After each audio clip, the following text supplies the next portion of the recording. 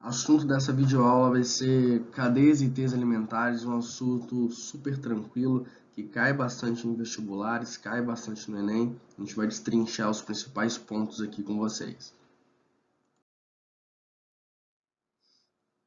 Bom, vamos lá. O que é a cadeia alimentar, né, gente? O conceito, ele é bem básico, ele é bem tranquilo. É basicamente, é uma sequência de organismos interligados por uma relação de alimentação. Então, analise essa observação comigo. Os organismos se alimentam daqueles que os antecedem na cadeia, antes de serem consumidos por aqueles que os seguem. Então, analisa aqui, eu tenho uma alga que vai ser comida por um caramujo, esse caramujo será comido por um peixe, o peixe será comido por uma garça. Nos outros exemplos, a mesma sequência, uma planta que vai ser comida por um besouro, que vai ser comida por um anfíbio, né, um sapo, que vai ser consumido por uma águia.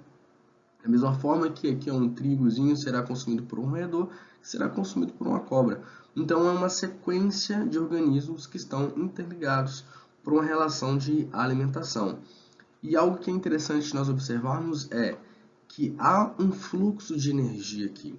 Há um fluxo de energia unidirecional, ou seja, essa energia ela só tem um caminho, que é ir do produtor para o produtor é o ser que está na base da cadeia alimentar, ou seja, é essa alga, são essas plantinhas aqui.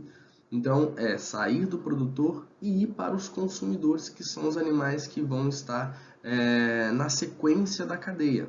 Então, ao longo dessa cadeia alimentar, há um fluxo de energia unidirecional, sempre do produtor, sempre da base, para o restante da cadeia. E o interessante é, essa energia, gente, ela sempre diminui, a energia nunca aumenta.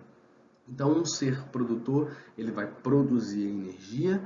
Quando passar essa energia para o próximo nível trófico, que é para o próximo organismo, essa energia ela vai ser menor.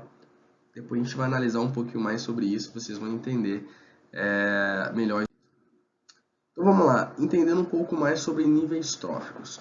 Então, o nível trófico refere-se à posição dos organismos na cadeia alimentar. Como a gente estava dizendo no slide anterior, aqueles produtores serão os que estão na base da cadeia alimentar. E eles são produtores por quê? Porque eles conseguem produzir as moléculas orgânicas, ou seja, são os organismos autótrofos. Então, são vegetais clorofilados, vegetais verdes que conseguem fazer fotossíntese. Pode ser também algas, e até mesmo bactérias fotossintetizantes. Então, analisa o conceito aqui, vegetais clorofilados, que através da fotossíntese produzem suas fontes de energia, onde fixam energia luminosa utilizando gás carbônico e água para produzir carboidratos. Então, esse carboidrato que será produzido na fotossíntese é o que vai sustentar essa energia nos outros níveis tróficos. Então, pensando em ambiente terrestre, eu teria as plantas fanerógamas, que são aquelas plantas que produzem semente, na maioria, né? No marinho eu teria as microalgas e as macroalgas. Microalgas são as algas microscópicas e na água doce, algas e vegetais. Então, o que você deve tirar de mais importante nesse slide é: produtores são aqueles seres que estarão na base da cadeia alimentar. Eles vão fazer moléculas orgânicas, carboidratos através da fotossíntese, e isso vai servir de aporte energético para os outros níveis tróficos, os animais que vão vir na sequência. Quem se alimenta de produtor, gente, é o consumidor primário. E esses consumidores primários serão herbívoros ou onívoros. Então, são os organismos que se alimentam dos produtores. Eles são heterótrofos, gente. Por que são heterótrofos? Porque eles não conseguem produzir seu próprio alimento.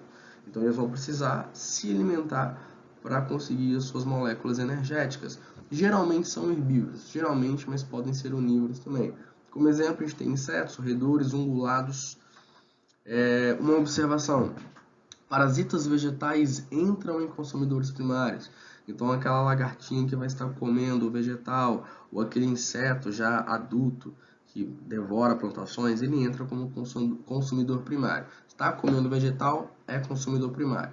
E aí vem ficando cada vez mais fácil, gente. O consumidor secundário vai ser aquele que se alimentar do primário. Podem ser carnívoros ou onívoros. Consumidor terciário é aquele que consome o secundário. Então é fácil, gente.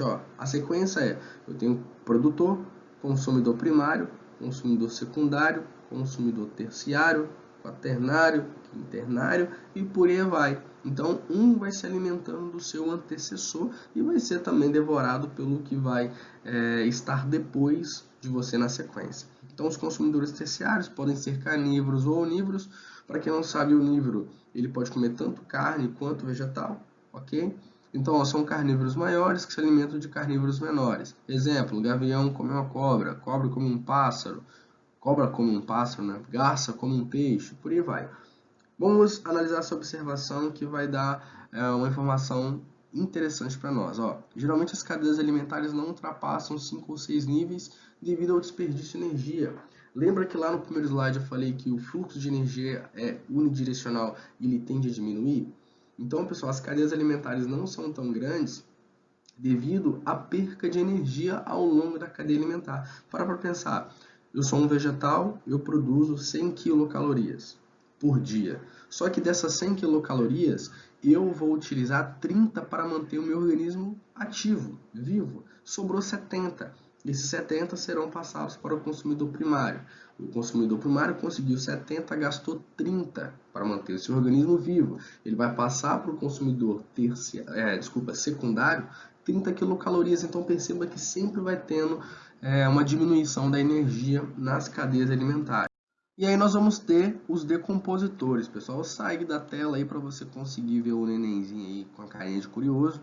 A gente vai chegar lá já nesse neném. Mas vamos lá, ó. Os decompositores, eles conseguem entrar em qualquer parte da cadeia alimentar, gente. Basta alguns dos consumidores ou até mesmo o produtor morrer. Quem morrer vai sofrer a ação do decompositor, ok?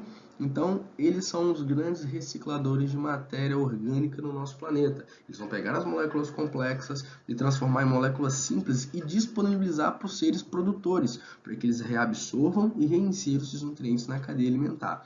Quem está dentro do grupo dos decompositores são bactérias e fungos. Perfeito, gente? Então, lembre-se, eles fazem a reciclagem de matéria nas cadeias alimentares. E a curiosidade, comer pão com mofo faz mal, gente? Pode fazer muito mal, galera. Quando você observa aquele bolor, aquele mofo no pão, aquilo ali é só uma região onde você está tendo a produção dos esporos, mas no pão inteirinho já tem hifas, então não adianta você cortar ali o mofo, né, e comer o restante do pão que não está com mofo, tudo está contaminado por fungo. Então, dependendo de qual fungo pode trazer malefício sim. Então evita, viu? Pão com mofo, joga fora, gente. Agora voltando aí, pessoal, vamos analisar essas cadeias alimentares, agora que a gente já sabe todos os conceitos de níveis tróficos. Então, analisando a cadeia alimentar terrestre. Eu tenho a planta como um produtor, eu tenho um herbívoro que está consumindo a plantinha, então ele vai ser o consumidor primário. Eu vou ter um roedor que vai estar comendo esse herbívoro, esse inseto, e ele é o consumidor secundário. A cobra, consumidor terciário. E a ave, consumidor quaternário. Perfeito? Então eu tenho um produtor, obviamente, eu tenho 4 consumidores. Mas fique atento para uma coisa, gente. Se a questão de vestibular, ou uma questão de prova que vocês forem fazer, perguntar qual o nível trófico que a águia está presente. Galera, ela está no 5º nível trófico, 5º nível trófico. Por quê? O primeiro nível trófico é o produtor. Então, primeiro nível trófico, segundo, terceiro, quarto, 5º nível trófico. Agora, reformulando a pergunta, a águia, ela está presente em qual consumidor? Ou melhor, ela é qual consumidor? Então, ela é um consumidor quaternário, só que está presente no 5º nível trófico. Por exemplo, essa cobra, ela é que consumidor? Qual o nível de consumidor que ela é? Ela é consumidor terciário ou terceiro consumidor. Mas qual o nível trófico que ela está? Primeiro, segundo, terceiro, quarto nível trófico, terceiro consumidor. Perfeito? Então fique ligado nisso. Olha essa cadeia alimentar marinha, gente. Eu tenho aqui o fitoplâncton, que são microalgas, que vai ser devorado pelo zooplâncton, que vai ser devorado por esses peixes de pequeno porte, que vai ser devorado por um peixe de um porte maior. E nós vamos ter uma orca aqui com um animal de topo de cadeia. Então, o fitoplâncton, essas microalgas são os produtores, e daqui para frente são só consumidores. Consumidor primário, consumidor terciário, quaternário e Desculpa, consumidor primário, secundário, terciário e quaternário. Perfeito? E aqui nós temos o produtor. São 4 consumidores, um produtor. Da mesma forma que a gente falou aqui, na cadeia terrestre, esse peixe carnívoro, ele é o terceiro consumidor, só que ele está presente no 4º nível trófico. A orca é o 4º consumidor, presente no 5º nível trófico. Bom, vamos diferenciar as teias alimentares das cadeias alimentares. Gente, cadeia é uma sequência única de indivíduos que estão conectados por uma relação alimentar. Teia já vai ser uma conexão de várias cadeias, então é algo muito mais complexo.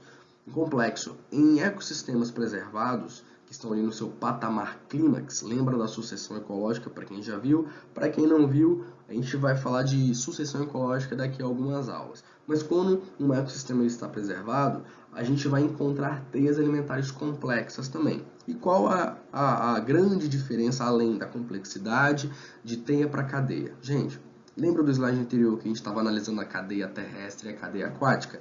Pensa lá na cadeia terrestre. A águia, ela estava ocupando o 5º nível trófico. Ela era o 4º consumidor. Então, por ser uma sequência única, ela sempre vai ocupar o 5º nível trófico. Não tem como ela ocupar outro local, porque a cadeia alimentar é unicamente aquela sequência. Agora, se tem um entrelaçamento de várias cadeias, essa águia na cadeia terrestre que a gente analisou, ela é 5º nível trófico. Mas em outra cadeia alimentar que vai estar participando dessa teia, ela pode ocupar um outro nível trófico. Conseguem compreender? Então vamos dar uma analisada aqui, gente, nesse esquema. Olha só, esse peixe, o robalo, ele vai ser que nível trófico dependendo da cadeia que a gente for analisar. Olha só, eu tenho aqui o fitoplâncton vai ser o meu produtor, perfeito? Esse fitoplâncton ele vai ser comido pelo zooplâncton, esse zooplâncton vai ser comido pelo caboz da areia, que vai ser comido pelo robalo. Ou seja, se esse aqui é o produtor, fitoplâncton, o zooplâncton é o meu consumidor primário, caboz da areia consumidor secundário e o meu robalo consumidor terciário. Mas vamos mudar, vamos analisar uma outra cadeia dentro dessa teia alimentar. Olha só, gente, eu tenho aqui o fitoplâncton, que vai ser devorado pelo zooplâncton, consumidor primário. Esse zooplâncton vai ser devorado pelo camarão-mouro, certo? Consumidor secundário, que vai ser devorado pelo caranguejo verde, consumidor terciário, que vai ser devorado pelo robalo, consumidor quaternário. Então, dependendo da cadeia que você for analisar, a gente viu uma aqui que ele vai ser o consumidor terciário e fomos por outro caminho que ele está ocupando o consumidor quaternário. Então, essa é a grande diferença de teia para cadeia. Teia é a junção de cadeias e nas teias, um organismo pode ocupar mais de um nível trófico. E aí alguns desequilíbrios que podem acontecer nas cadeias alimentares, gente. Esses desequilíbrios são causados pela introdução ou retirada de algum fator importante, sendo biótico ou abiótico no ecossistema. Esse fator pode ocorrer de forma natural ou com o envolvimento humano.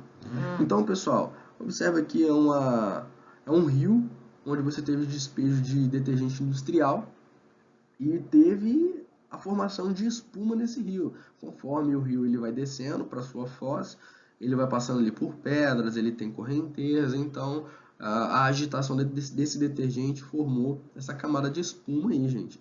Então, aqui no caso foi detergente, mas pode ser também outras substâncias como metais pesados, que são altamente tóxicos, e os metais pesados eles têm a característica de se acumular nos tecidos e não sair mais.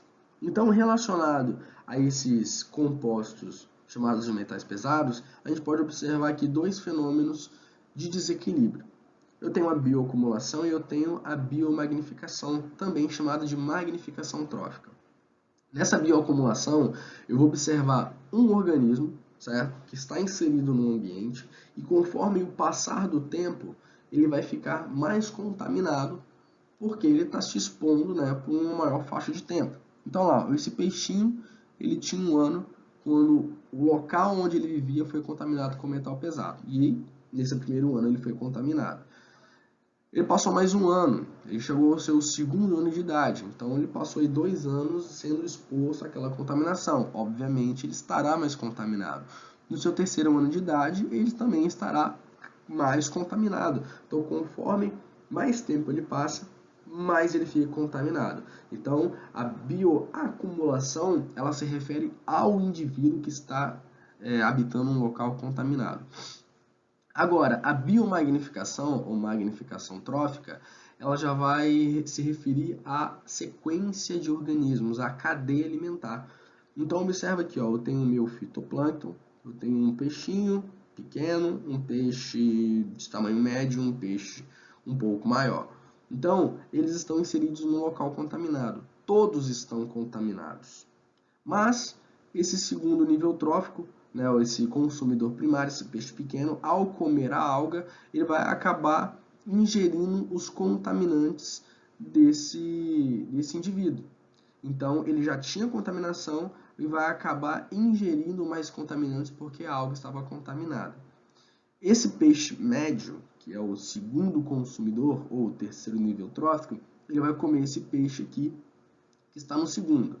Ele vai pegar, gente, contaminação que já estava presente nesse peixinho e a contaminação que estava na alga. Então perceba o seguinte, o último organismo ele vai pegar a contaminação de toda a cadeia, porque um foi passando contaminante para o outro. Então esse indivíduo que está no quarto nível trófico, ele vai pegar a contaminação do terceiro nível trófico, do segundo nível trófico e do primeiro nível trófico, fora a contaminação que já tinha nele. Conseguem perceber? Então essa é a diferença de bioacumulação para magnificação trófica ou biomagnificação. A bioacumulação é referente a um indivíduo. Eu estou habitando por esse ambiente durante 3 anos e eu peguei contaminação ao longo desses 3 anos. Biomagnificação não, é de acordo com a cadeia alimentar. Os seres que estão no topo da cadeia, no final da cadeia, eles acabam pegando os contaminantes dos seres que estão abaixo dele nessa cadeia alimentar. E aí, pessoal, vamos falar das pirâmides ecológicas. Eu sumi aí e deixei só o áudio para vocês conseguirem ver as pirâmides. Mas as pirâmides, elas são formas diferentes de você representar uma cadeia alimentar. Então, elas representam graficamente o fluxo de energia e matéria entre os níveis tróficos no decorrer da cadeia alimentar. E nós teremos alguns tipos de pirâmides, algumas formas graficamente de representar essa cadeia. Então, a gente pode ter pirâmides de número, de massa ou biomassa, e pirâmide de energia. E aí na pirâmide de números, nós vamos ter a quantidade de indivíduos representada em cada nível trófico de cadeia alimentar, proporcionalmente à quantidade necessária para a dieta de cada um desses. Então, vamos entender mais ou menos o que esse conceito quis dizer. Repare que nessa pirâmide padrão, perceba que a base é larga e o cume é estreito, né? A pirâmide ela vai se estreitando conforme vai passando o nível trófico. Você tem ali na base 1000 plantas que vão servir de alimento para 300 gafanhotos, que vão servir de alimento para 20 aves. Então eu vou ter aqui em cada nível trófico, em cada patamar, a quantidade de indivíduos necessária para suprir a demanda nutricional, né, a demanda alimentícia do próximo nível trófico. E perceber que essa pirâmide aqui ela é direta, ela é aquela pirâmide padrão. Quando eu tenho pirâmide de números, eu posso ter outros padrões de pirâmides, que são as pirâmides invertidas. Eu até coloquei aqui, ó, semi-invertida, totalmente invertida, mas você pode chamar tudo de pirâmides invertidas. Então, como que é possível ter bases mais estreitas e eu ter, no decorrer da pirâmide, patamares mais largos? Como isso é possível, gente? Vamos lá, ó. É possível quando eu tenho na base plantas de grande porte. Aqui eu tinha 1000 plantas que supriam 300 gafanhotos. Talvez essas plantas aqui são pequenas, são gramas, são ervas. Mas aqui eu tenho 3 IP, são árvores grandes, plantas de pequeno porte. Então 3 indivíduos já suprem 1000 besouros, porque eu tenho um indivíduo de grande porte, como eu já disse. Então 3 IP suprem 1000 besouros, e esses 1000 besouros vão suprir 20 aves.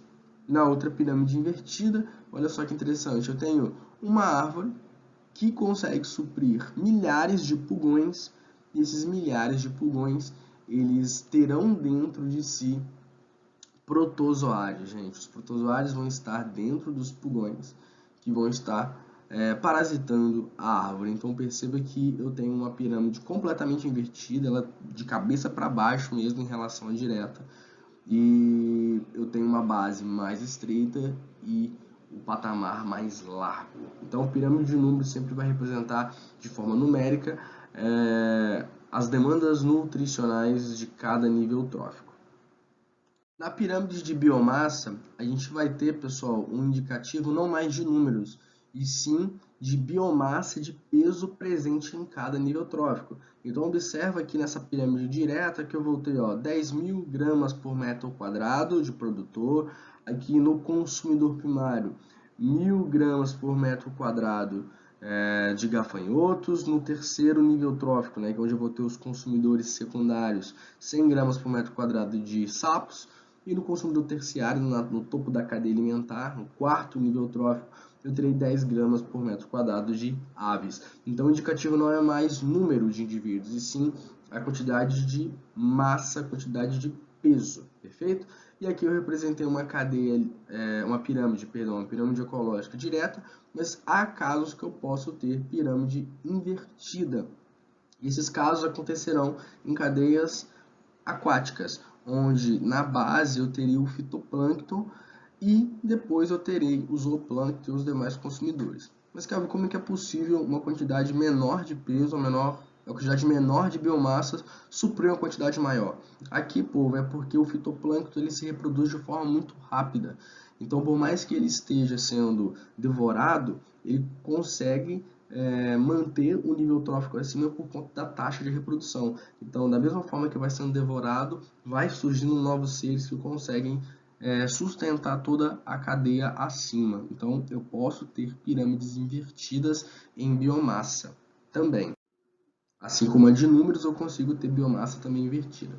Só que na pirâmide de energia, gente, eu não vou ter pirâmides invertidas, só pirâmide direta, porque aqui nós vamos verificar a quantidade de energia em cada nível trófico. E lembre-se que conforme a cadeia alimentar vai passando, a quantidade de energia ela não aumenta e só diminui, então não tem como eu ter pirâmides invertidas, só pirâmides diretas.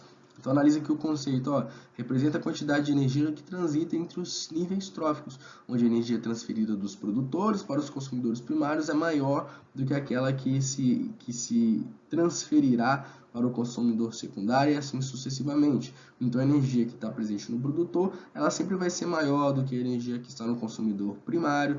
A energia do consumidor primário será maior do que estará no consumidor secundário, e assim por diante, gente, porque a gente sempre tem a perda energética. E a unidade de medida aqui será quilocalorias por metro quadrado, barra um tempo. Pode ser um ano, pode ser um mês, pode ser um dia, depende aí do que a questão vem te trazer. Então vamos lá, para a gente fechar. Pirâmides de números. Eu posso ter as pirâmides invertidas e pirâmide direta. Indica um número de indivíduos. Pirâmide de biomassa eu posso ter direta e também posso ter invertida, que vai indicar o peso por nível trófico. Pirâmide de energia, somente direta, não terei outras variações, que vai indicar a quantidade de energia em cada nível trófico. Beleza, gente? Foi um prazer tê-los aqui. Faça um exercício aí para você ver de forma aplicada como isso vai ser cobrado em vestibular, ser cobrado em questão. Gente, sucesso, abraço, valeu!